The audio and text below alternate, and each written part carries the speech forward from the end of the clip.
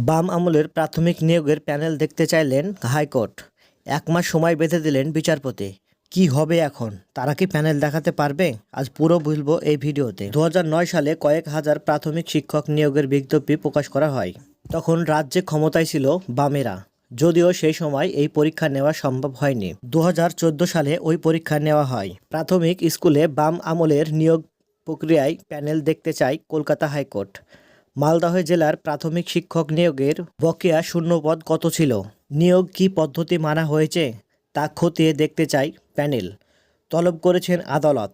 হাইকোর্টের এই নির্দেশের ফলে কয়েক হাজার প্রার্থীর প্যানেল জমা দিতে হবে প্রাথমিক শিক্ষা পরিদর্শক। শুক্রবার বিচারপতি অমৃতা সিং নির্দেশ দিয়েছেন, আগামী 1 মাসের মধ্যে মালদহ জেলার ওই নিয়োগের প্যানেলের জমা দিতে হবে। আগামী 2 নভেম্বর এই মামলা পরবর্তী শুনানি। 2009 সালের মালদহে কয়েক হাজার প্রাথমিক শিক্ষক নিয়োগের বিজ্ঞপ্তি প্রকাশ করা হয়। তখন রাজ্যে ক্ষমতায় ছিল বামেরা, যদিও সেই সময় ওই পরীক্ষা নেওয়া সম্ভব হয়নি। 2014 সালে ওই পরীক্ষা নেওয়া হয়।